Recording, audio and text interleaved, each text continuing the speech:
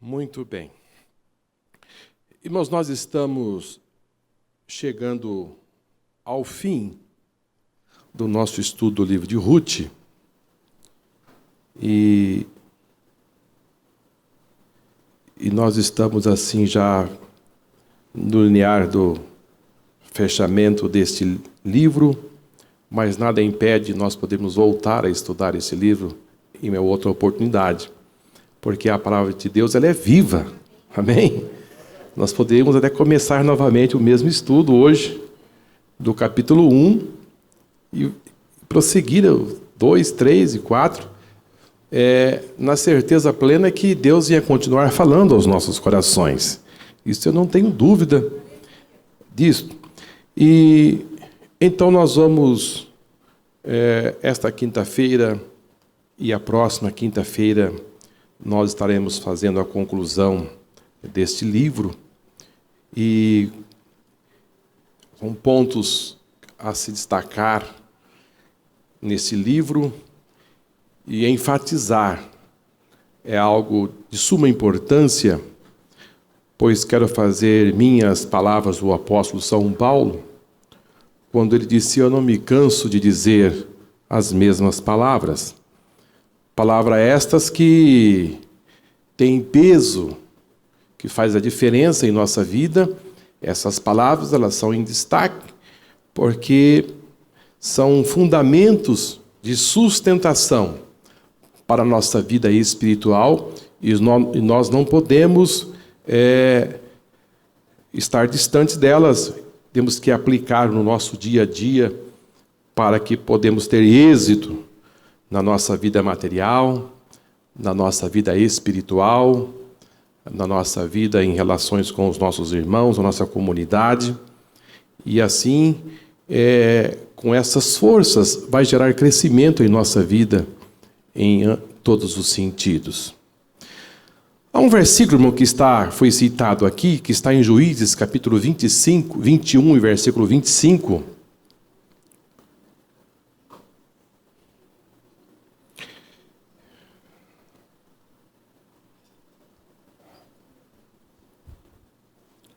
Juízes, capítulo 21, versículo 25.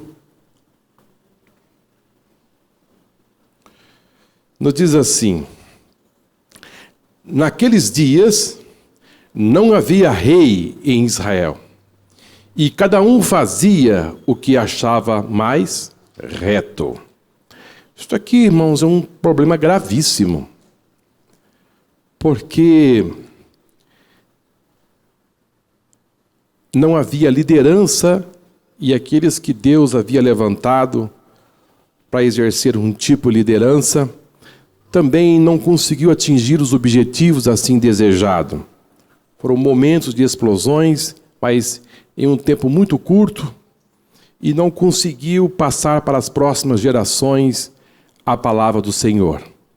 A palavra do Senhor foi caindo, as gerações que foram sucedendo, e cada vez mais ficando longe de Deus e da sua palavra, e agora chega ao ponto de ter esta conclusão: cada um fazia o que achava reto, mais reto. Ou seja, cada um fazia a sua própria lei. Cada um estabelecia o seu plano de vida. Não havia uma liderança que, embora Moisés, o grande legislador, que teve como sucessor Josué, ao terminar os seus dias, ele disse: muita coisa foi conquistada. Mas ele disse, porém, muita coisa faltou a fazer.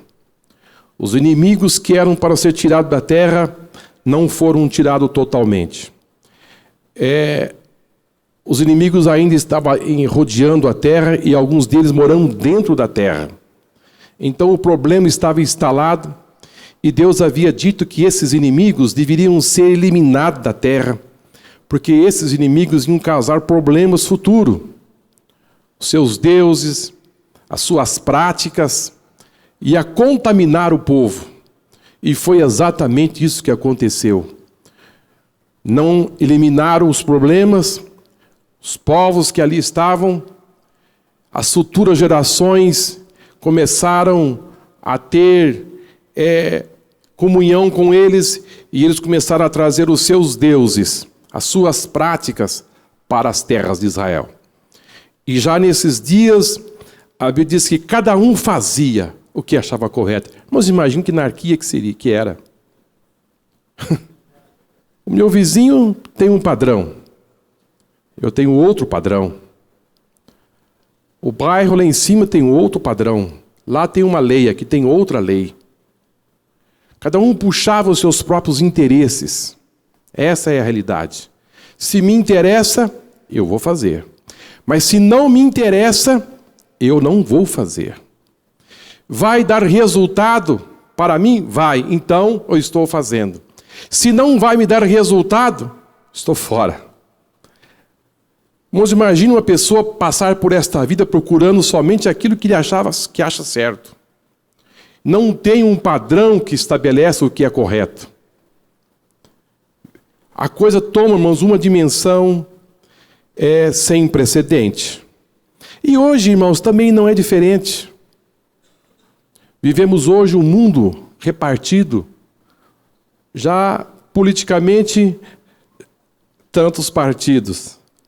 E esses partidos, cada um busca os seus próprios interesses. Se interessa para o nosso partido, iremos fazer. Mas se não interessa, vamos analisar. Se tiver alguma volta, se tiver algum resultado benéfico, estamos trabalhando dentro desse contexto. Se não, eu não vou exercer nenhum esforço para que isso possa acontecer. Vivemos dias, irmãos, em que o amor tem se esfriado, em que as pessoas estão procurando os seus próprios interesses. Se me interessa, eu vou trabalhar. Se me interessa, eu fico de lado.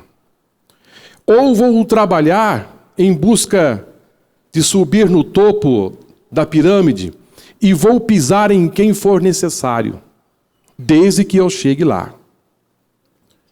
Ou vou neutralizar algum trabalho para que esse trabalho não vá avante, para que o meu trabalho prospere.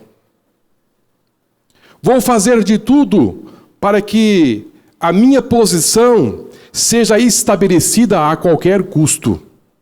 Dou a quem doer. Isto aqui é fazer o que acha reto. Se eu acho reto assim, eu vou fazer. E há pessoas que assim vivem a prática, passam a vida fazendo aquilo que acha reto, que acha correto, mas ele não se enquadra na palavra de Deus. Quando esta relação não tem sustentação, você tem que amar o seu irmão o quanto você se ama. Você não pode usar de artifícios para somente se beneficiar em detrimento do sofrimento do seu irmão. Você não pode ter essa prática. E há pessoas que passam a vida fazendo assim. Lembro de um testemunho de um companheiro, eu não vi esse irmão, mas soube da sua história. Ele passou o final da sua vida numa situação muito difícil e depois se foi se levantar. É porque ele quis chegar numa posição, e essa posição que ele desejava, ele chegou, mas pisando e esfolando em todo mundo. Há pessoas, irmãos, que não têm nenhuma procedência, ele faz aquilo que realmente deseja. Nos dias de Juízes, era essa prática. Eu vou se tem algum interesse. Se não há interesse, não vou. Ou outros, quando é solicitado, eu não posso. Mas quando um outro, que ele pode achar que pode receber algum benefício, então agora eu posso. Isso é gravíssimo, irmão. Isso é muito grave. Ou seja, ele se move se ele achar que pode no futuro obter algum resultado. Mas, irmãos, nos dias de Jesus também foi assim. Caifás, Anás, começou a levantar, irmãos, testemunha falsa para incriminar Jesus. Vamos arrumar alguma coisa, vamos comprar testemunhas falsas para dizer que este homem é digno de morte. Ele não pode receber uma pena fraca. Ele não pode receber apenas algumas chicotadas. Nós precisamos levantar testemunhas que leve ele à pena capital. Nós temos que levar ele a Caifás, a Anás, a Herodes, a Pilatos, mas temos que chegar munidos de testemunhas falsas, porque senão esse religioso, esse galileu, vai tomar o nosso lugar, e nós estamos correndo perigo. Há pessoas que chegam até esse ponto, irmão, de levantar falsas testemunhas, agredir o outro moralmente, para manter a sua posição. Esse é um espírito.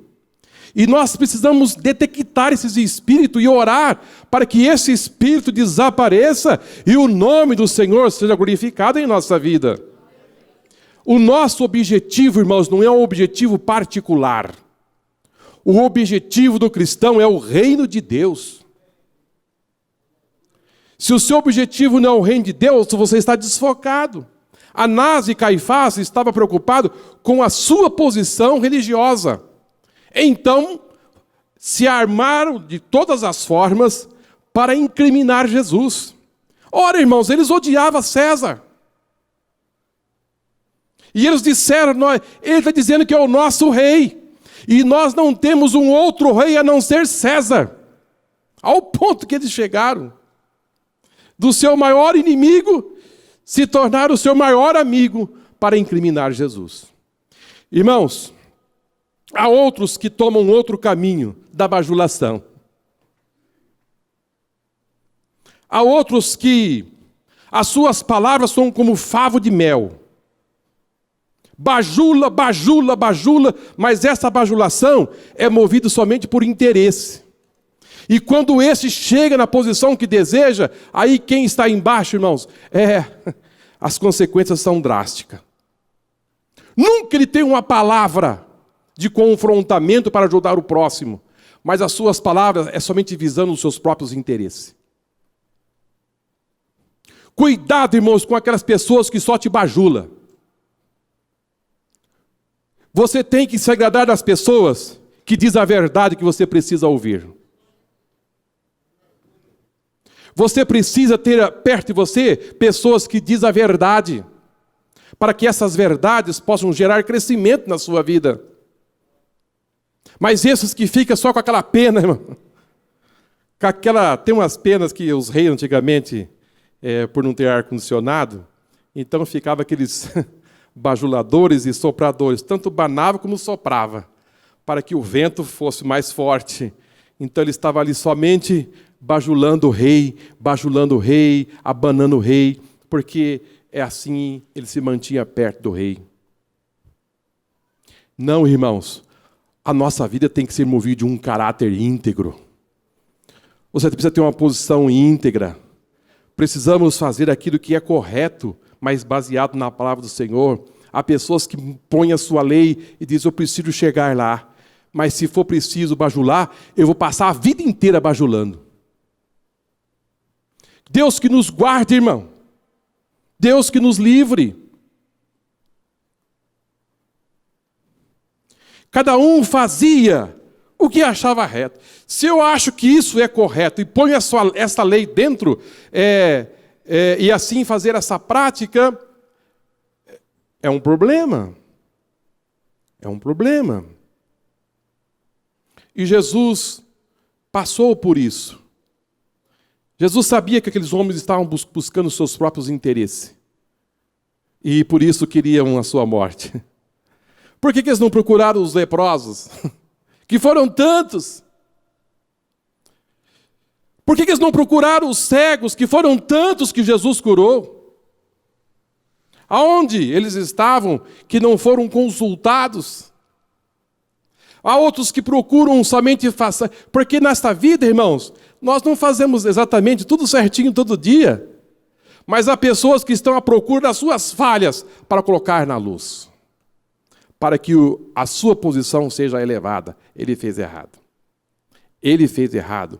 Ela fez errado. Há pessoas que não fazem e ficam procurando aqueles que fazem para arrumar um meio de crítica. Não movem nada. Ficam de longe esperando um mover de alguma coisa para fazer a sua análise. E essa análise é uma análise crítica. E muitas vezes essas críticas são deturpadas. Sofre uma alteração gradual.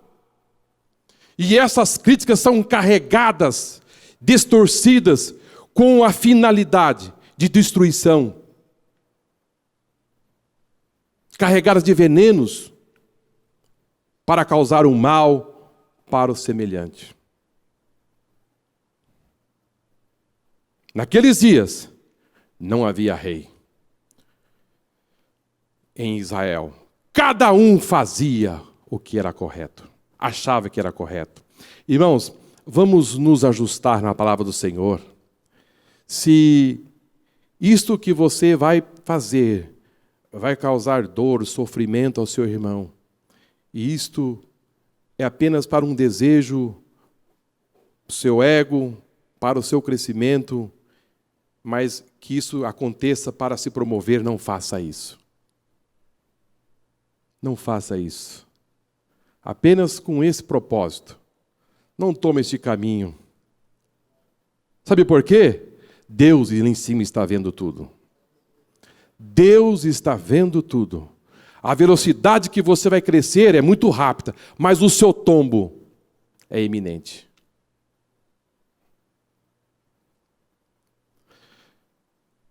Foi nesses dias, irmãos, que Ruth, Elimeleque, Malom e Quilom começaram a viver um drama, porque num ambiente hostil, de tantos problemas, a vara de Deus desceu. Deus não consegue, irmãos, conviver com um ambiente assim. Deus disse, eu vou tomar uma ação. Eu vou ajustar esse povo com a minha vara e vou frear a chuva e vou também causar uma interferência na terra, de forma que a terra não produza e não caia a chuva e que não haja mantimento nesta terra. Porém, a vara de Deus não é para destruição. A vara de Deus é para correção. Era um tipo de uma ação de Deus para fazer uma correção. E quando Deus corrige, irmãos, é para o nosso bem. Para o nosso bem.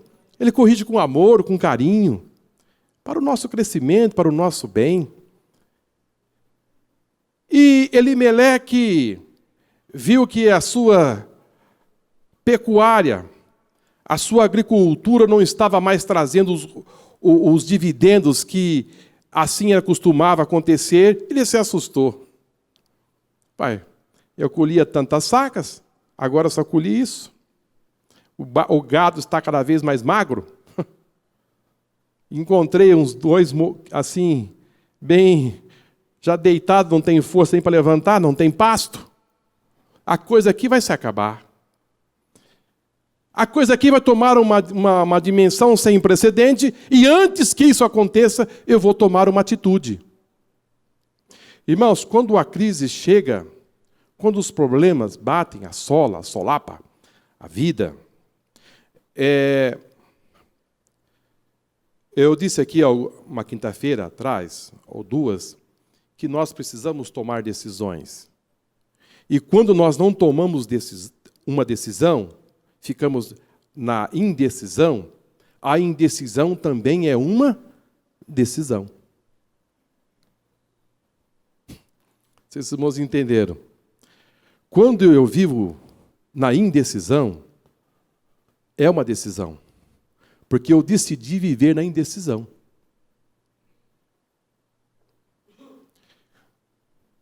Se você está atravessando momentos difíceis e que precisa tomar uma decisão, Busque em Deus, que Deus vai te dar a orientação sábia.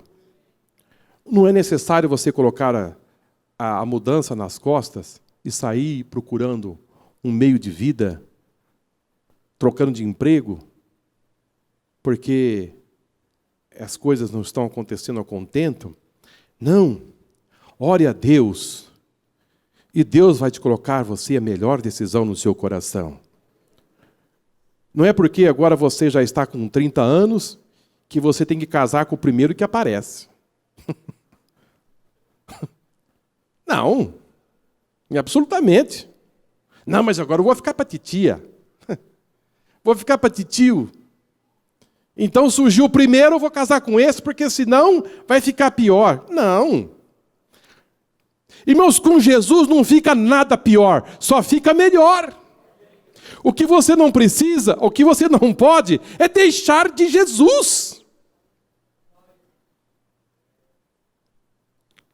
Você não pode nunca deixar de Jesus.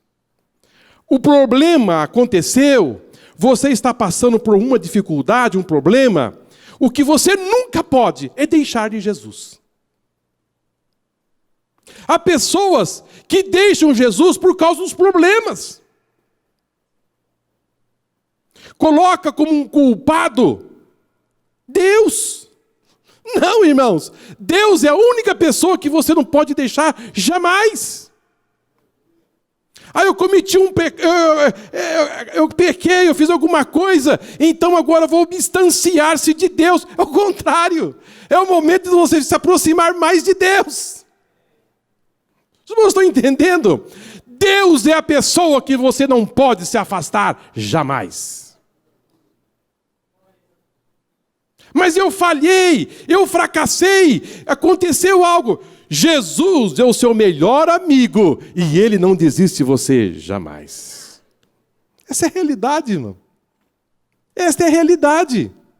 Você tem que viver nesta vida com os problemas, com as dificuldades, com as nossas falhas, com as nossas imperfeições. Sim, faz parte desse contexto.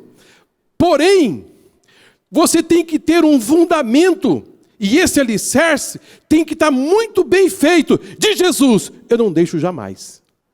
Porque Ele é o melhor amigo. Ele conhece tudo ao seu respeito, das suas fragilidades, das suas dificuldades. Ele sabe tudo. Então, enquanto você está em apuro, você se apega mais nele. É hora de você se apegar mais nele. Amém, irmãos? O diabo sopra, olha, você falhou, você fez isso, agora você não pode mais na igreja, agora você não pode mais lá, agora você não pode mais isso. Não, se afaste dessas vozes e disse agora que eu preciso mais de Jesus. Amém?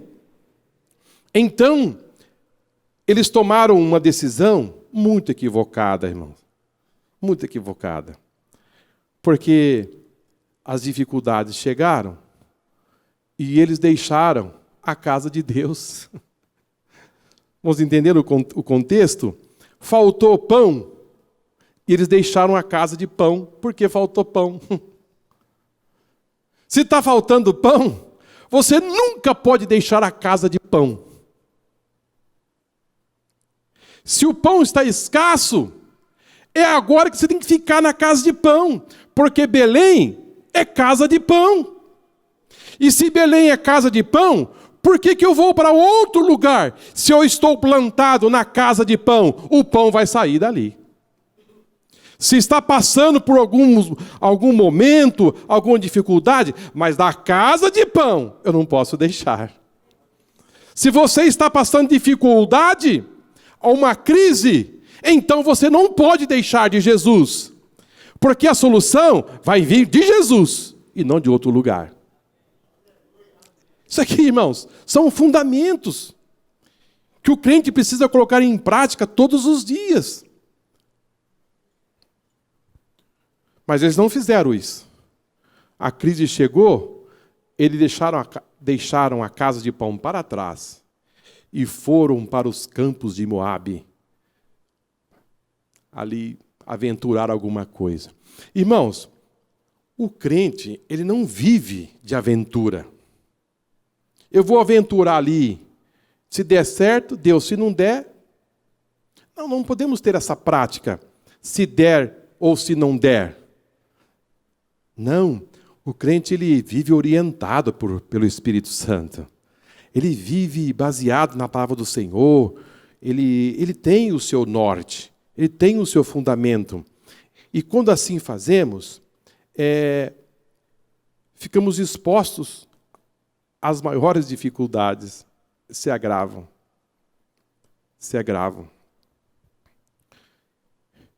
E quando eles deixam a casa de pão, eles deixam e vão à busca de recursos, começam a ter problemas. E às vezes, irmão, sinaliza. Deus é tão bom que Ele sinaliza que as coisas não estão indo bem. Por que sinaliza? Porque eles estavam lá, de repente morre o pai. Elimeleque é sepultado. Já era para eles terem acordado. Assim, tem coisa errada. Acho que não é bem por aqui, não. Aí morre o primeiro filho. Aí morre o segundo filho. E aí que foram acordar. Não, irmãos. Não podemos deixar a coisa ir tão longe para tomar uma atitude. Não podemos deixar a coisa praticamente quase tender a zero para você tomar uma atitude. A Bíblia diz que em parte profetizamos e em parte conhecemos.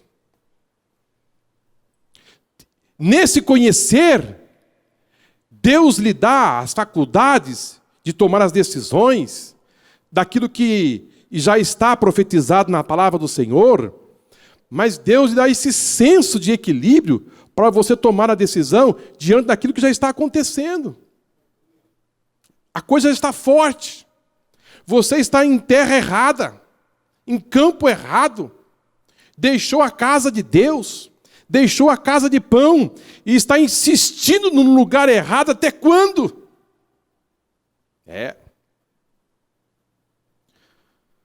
Mas quando já não tinha mais o esposo, não tinha mais os filhos, não tinha mais nada, aí ela ouve que lá nas terras de Israel, Deus tinha voltado a abençoar. Deus estava mandando chuva e o povo estava vivendo agora em abundância. Então, esta família toma uma atitude de voltar. Foi dito aqui, nós estamos aqui repetindo aos irmãos, é que a decisão de voltar é uma decisão soberana, que ali houve humildade no coração de Noemi, de voltar para a sua pátria no estado que ela estava. Porque há pessoas, irmãos, que se carregam de soberba, de orgulho, e morrem no lugar onde foi, porque diz, se eu voltar e as pessoas me verem no estado que eu estou, eu vou voltar muito humilhada. Então eu prefiro morrer aqui. Vou morrer aqui, vou ser sepultada aqui vou ser dizimada, virar nada, pelo menos não vou dar o luxo deles me verem nesse estado. Não, irmãos, o nosso carro tem que ter a marcha ré. Tem que ter. Se você entrou numa rua sem saída, esses dias eu entrei numa rua sem saída, e quando eu vi que não tinha saída, eu falei, agora eu vou ter que fazer uma manobra aqui, meia perigosa, porque o lugar é meio difícil, mas a minha manobra, quando eu fui saindo, aqui para a qual eu fui, naquele endereço, a pessoa me chamou e disse, Marcos, você bateu aqui na minha casa? Eu disse, bati, mas não saiu ninguém. Eu disse, não, entra. Eu pensei, que bom fazer essa manobra, dar a ré, porque agora o meu objetivo foi alcançado. Irmãos, nós precisamos usar a marcha ré quando for necessário. Eu preciso voltar. Eu preciso voltar às minhas bases. Eu preciso voltar às minhas origens. Eu tomei um caminho errado? Tomei. Mas eu preciso me refazer. Eu preciso me recompor. Não é porque você tomou esse caminho que agora você vai a vida inteira. Não, mas agora vai ficar difícil porque as pessoas vão me ver nesse estado pobre, miserável, sem terra, sem nada, sem marido, sem filho. Eu vou ficar aqui, eu estou muito envergonhada. Não, eu vou voltar e vou refazer a minha vida. Se for preciso, comece tudo de novo. Se for necessário, comece, meu irmão. Vamos começar. Deus vai lhe ajudar a você a recomeçar tudo. Perdeu, mas Deus vai lhe dar a condição de recomeçar. Ele é o Deus de coisas novas. Ele faz tudo novo. Ele fez tudo e vai continuar fazendo em nossa vida. Glória a Deus. Quando eu fui dispensado da minha última empresa que eu trabalhei, durante 15 anos, eu confesso aos irmãos que eu cheguei em casa, parecia que tinha acabado a vida.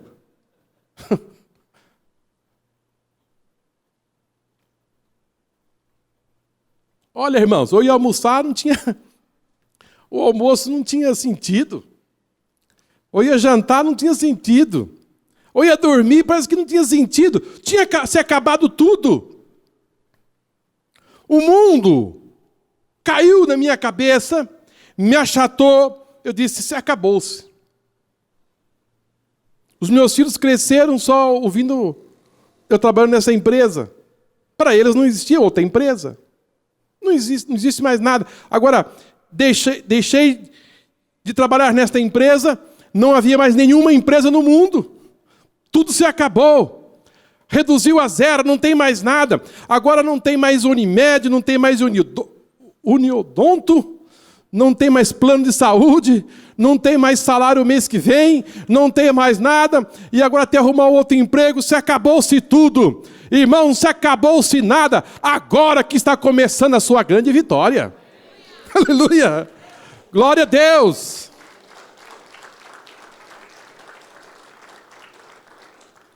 Acabou-se nada, irmão. Acabou-se nada. O que não pode, irmãos, é você se afastar de Jesus. O emprego pode fechar as portas.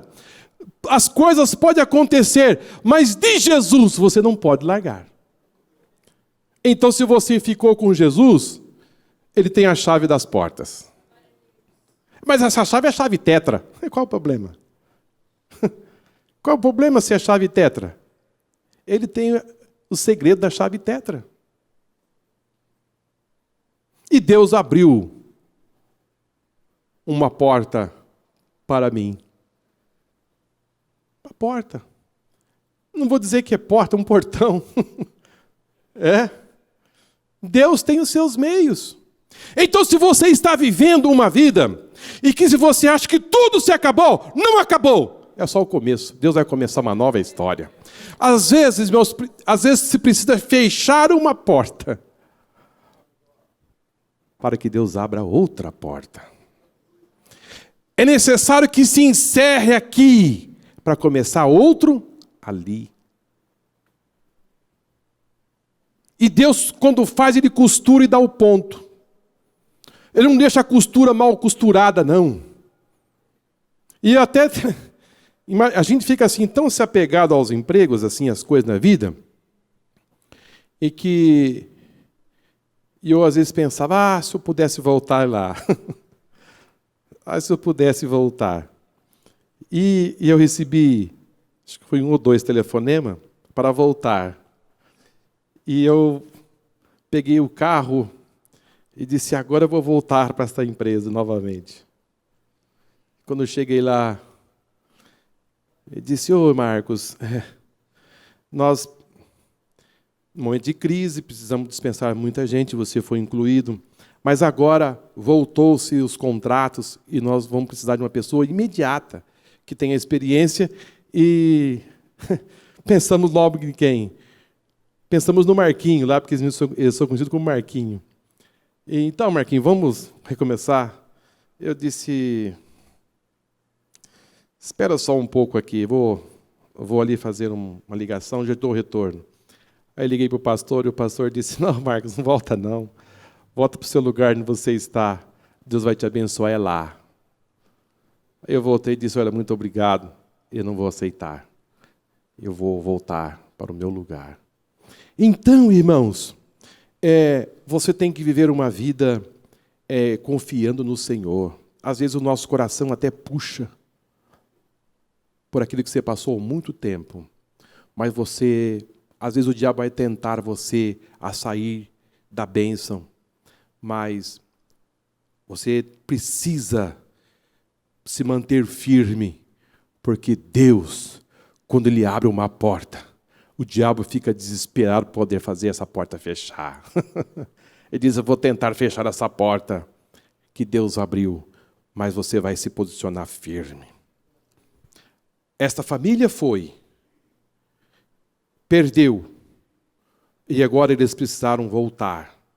E Noemi vai tomar uma decisão muito linda, irmãos. Voltar para a sua terra, desprovida de todos os recursos, mas eu vou voltar. A força de poder recomeçar. Olha aí, irmãos. O ânimo de você poder recomeçar a vida. Recomeçar um projeto que não deu certo. Recomeçar um trabalho que às vezes, por circunstâncias, acabou você desistindo, mas você tem no coração o desejo que isso explode e está no coração de Deus. Você precisa recomeçar. Seus sonhos, seus projetos, você não pode passar a vida aqui sem realizar nada. Você foi chamado por Deus. Pelo menos um talento você tem. Para um, Deus deu 1 talento. Para outro, Deus deu 2 talentos. E para outros, Deus deu 5 talentos. A Bíblia não fala que para um não recebeu nenhum. Pelo menos um. Ele recebeu. E esse talento que Deus lhe deu, você precisa granjear. Você precisa trabalhar. Você precisa colocar isso em prática. Você precisa exercer um trabalho sobre ele, porque um dia o Senhor vai dizer assim, Maria, João, Paulo, eu te dei 1 talento, te dei 2. O que você fez? Ah, Senhor, fiquei com medo. As pessoas disseram que não ia dar certo. Eu, com medo, preferi deixar guardado. Não, irmãos, vamos buscar os nossos ideais. Vamos buscar os nossos sonhos. Vamos buscar as nossas realizações. Deus tem mais. Deus tem mais para nos oferecer. E está na despensa de Deus, está à nossa disposição. O que você não pode é ficar submetido a esse pensamento tão negativo, tão frustrado, que você não consegue fazer nada. Vai conseguir sim, em nome do Senhor Jesus. Amém? Ela volta para recomeçar. Que bom que ela voltou. Essa volta, ela não vem sozinha. Ela traz consigo a sua nora. E a sua nora ela quebra um mito entre nora e sogra. Ela quebra esse mito. Ah, quantas pessoas falam da sogra, falam da nora. Não é assim essa relação da minha sogra? Não. Noemi, ela quebra esse tabu do amor com a sua sogra. Esta amizade, esta relação, esta comunhão. E outra coisa, irmãos, que foi trabalhado aqui durante esses meses, foi que Ruth, ela faz uma declaração de amor para uma pessoa que não tinha recurso.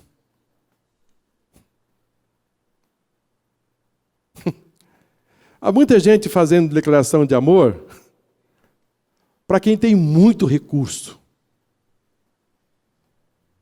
Para quem tem um futuro, pelo menos se ele não tem um recurso agora, mas que deslumbra um futuro promissor. É fácil você fazer uma declaração de amor, Urias, por alguém que tem um futuro brilhante.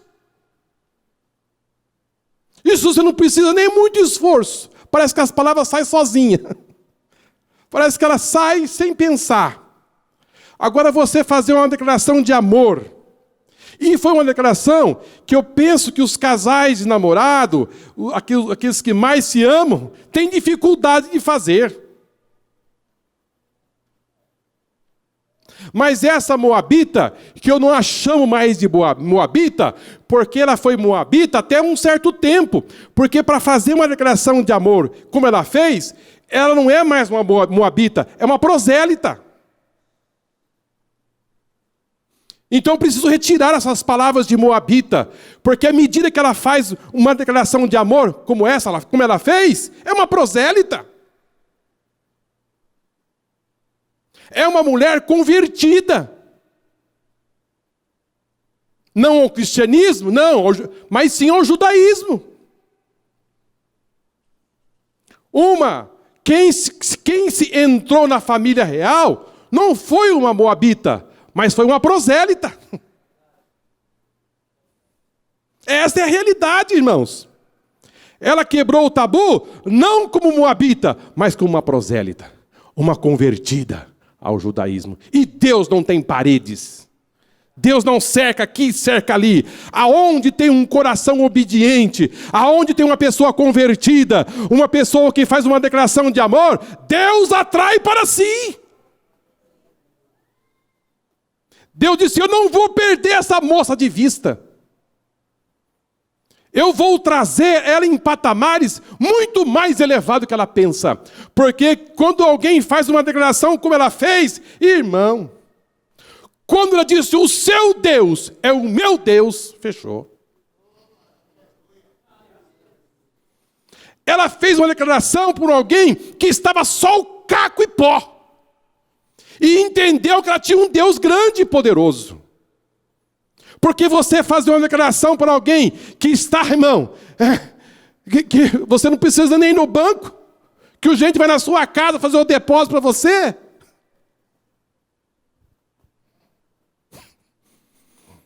Está aqui o Josué, ele sabe muito bem o que eu estou falando. Eu não sei se ele fez isso alguma vez. Esse aqui é o cheque de fulano. Não, paga pelo amor de Deus. É assim, mano. Mas não tem saldo, não tem problema. É fácil. Você dizer, encontrar Deus numa pessoa assim, é fácil você encontrar Deus numa pessoa que está bem abastada. Eu quero ver você encontrar Deus numa pessoa que não tem nem dinheiro para voltar para casa. Porque a distância era 80 quilômetros. Quem sabe foi de carona. Em cima de um burro, de um jegue. Anda 20 quilômetros, a família para no vilarejo, tem que pegar uma outra carona. Essa é uma prática que existe, viu, irmão? Meu pai veio da Bahia aqui, para São Paulo, com 5 anos de idade, chegou aqui já quase que mocinho, só na base da carona. Em parando de cidade em cidade, dormindo nos dormentes dos trem, trabalhava um pouquinho aqui, lavava um carro ali, pegava um dinheirinho, andava mais um pouquinho, e ainda falta... Assim passou-se uns 4, 5 anos, se não foi mais. Para alguém que não chegou sem nada, é possível que veio de ajuda. Mas ela vai fazer uma declaração de amor dizendo, o seu Deus é o meu Deus. O seu povo é o meu povo. Está convertida, irmão. Aonde você morrer, ou seja, ela faz uma aliança perpétua. Aonde você morrer, eu quero ser sepultada ali também. Eu ficarei junto com você, minha sogra, até o fim. Irmão, Deus não vai perder uma pessoa dessa de vista. E sabe uma coisa? Há pessoas, irmãos, que têm a sua vida mudada, às vezes nem sempre pela sua atitude, mas por alguém que está ao seu lado. Alguém. Às vezes a empresa onde você trabalha só prospera porque você está lá. A Bíblia diz, irmãos, que Faraó foi abençoado por amor a José. Faraó prosperou, o reino cresceu, as coisas iam bem, tudo dava certo. Deus disse, por causa de José. Há pessoas que vivem numa sombra, irmãos, numa sombra. E por causa desta sombra, ele é abençoado. Então são famílias abençoadas, porque tem um lá que sustenta aquela família na oração e no jejum. Famílias com problema. Um quer puxar o tapete do outro. Puxar, fazer com que o outro, a imagem dele fica denegrida. E assim sucessivamente, famílias em grandes conflitos. Mas há prosperidade, porque tem um lá. E Deus disse, eu não posso fazer, porque tem o Joãozinho, tem a Maria lá. Então eu vou manter a bênção. Isso é verdade, irmão. Deus abençoou, não foi uma família. Deus não abençoou, não foi um bairro. Deus não abençoou, não foi um... Não, Deus abençoou uma nação por causa de um homem. Deus abençoou um império, irmão. O maior império da época era o Egito. E Deus abençoou esse império forte por causa de um moço chamado José.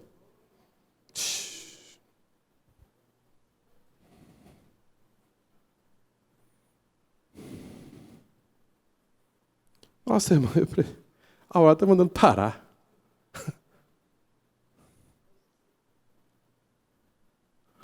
A hora está mandando parar.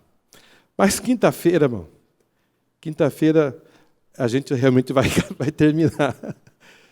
Eu conversei com o pastor hoje, ele disse que o pastor está em viagem, ele estaria aqui hoje, ele está em viagem, uma viagem fora do Brasil, e ele teve que fazer essa viagem, viajou ontem, e por esse motivo ele não está aqui conosco. Então nós vamos fechar realmente na próxima quinta-feira. Amém? Quero agradecer aos irmãos muito. Olha, irmãos, eu digo aos irmãos de coração, o livro de Ruth me ajudou muito a pensar diferente, a enxergar a vida diferente, a pensar na vida dessa moça que encontrou Deus numa mulher tão simples, tão modesta, e ela rompeu com as suas tradições, porque o mais difícil, irmãos, é você romper com as suas tradições. Você deixar tudo para trás e ir atrás de uma pessoa sem futuro. Já viu alguém dizer assim, você vai atrás de sem futuro aí? Você vai atrás de um sem futuro? Aonde? Quem sabe os pais de Ruth, você está doida, minha filha. Você vai atrás dessa velha sem futuro. E ainda mais ainda, o Deus dela é outro. O que você vai fazer lá? Ela disse, não. Deus me mostrou algo lindo e maravilhoso. Olha, irmão, se Deus te mostrou algo lindo e maravilhoso, não perca isso de vista. Se já colocou no seu coração algo, não perca isso de vista. Fundamenta os seus propósitos em Deus e Deus vai realizar os seus sonhos, os seus projetos. Ruth enxergou e disse, não, e eu vou embora. Eu vou embora. Eu vou junto com a minha sogra. Porque as histórias que eles me contaram, que Malom me contou desse Deus, não. Malom me contou, Elimeleque me contou, me disse a respeito desse Deus e deste povo. Este Deus é o Deus mais grande da terra e do céu. E este povo é um povo realmente escolhido por Deus. E eu vou me juntar a este povo. E eu serei vitoriosa. Eu quero dizer, você está no melhor lugar. Você serve o maior Deus do universo, o Deus criador do céu e da terra. Então você não pode fracassar, viver fracassada. Não, você pode até passar pelo vale, mas do vale você sai. E você vai chegar do outro lado. Glória a Deus. Às vezes, irmãos, nós precisamos nos refazer as nossas forças. Essa é a realidade. A águia, ela vive 70, 80 anos. Mas quando ela está com 40 anos, 35 para 40 anos, ela voa num penhasco mais alto que ela possa encontrar. Aí ela vai entrar num processo de regeneração. Ela vai arrancar todas as suas penas com seu bico. Todas as penas são arrancadas. Depois, ela está sem nenhuma pena. Agora vai arrancar o bico. Ela bate o bico nas pedras até o bico sangrar e ficar só carne viva. Depois, ela vai pegar suas garras, que foram muito usadas durante 40 anos, ela vai pegar aquelas garras e bater nas pedras até as unhas saírem junto com o sangue e tudo. Ela se limpa inteiro, não tem mais unha, não tem mais bico e não tem mais pena. Tá aquele negócio esquisito. Mas imaginou uma águia sem pena, sem bico e sem as garras? Você passar perto de um negócio daqui, disso aí, tá para morrer só falta o último suspiro. É nada, irmão. É nada.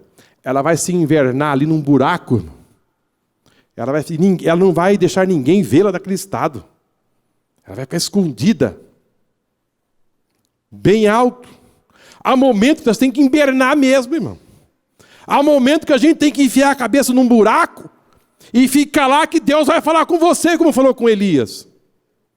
Há momento que a gente tem que ir lá para o horto do Getsemane, se afastar um pouco no deserto e ter um novo encontro com Deus. Há momentos da nossa vida que nós temos que refazer a nossa força em Deus. E depois de 3 meses, ela sai. Bico novo, garras novas. Nossa, mas a sua envergadura agora tem 1 metro, 2 metros. Penas novas. Bonitona. Para mais 40 anos. Olha aí, irmãos. Para mais 40 anos. Você quer refazer a sua boca? Você quer refazer as suas penas? Você quer refazer as suas garras? Se você sente que está na hora, diga: Jesus, põe na minha boca um novo canto. Um novo louvor. Senhor, muda as minhas garras. Há coisas que estão caindo na minha mão, mas está se perdendo, porque minhas garras estão velhas. Eu pego, mas escapa. Parece que vai dar certo e não dá. Está precisando trocar as garras. Eu quero fazer voos mais altos e eu não estou conseguindo. É hora de trocar as penas. Irmãos, vem ter dias melhores aí. Se você se refazer agora, há tempo ainda. Se você sente um momento, refaça o seu bico. Pastor, por que eu preciso refazer o meu bico? Se você está falando palavras que não condiz a palavra do Senhor, está na hora de refazer o bico. Há pessoas que qualquer coisinha é um palavrão. Não pode. Deus te dá uma língua nova, um bico novo, uma garra nova, uma asa nova. Oh, aleluia! E você vai começar tudo de novo. E os seus sonhos serão mais altos do que nunca.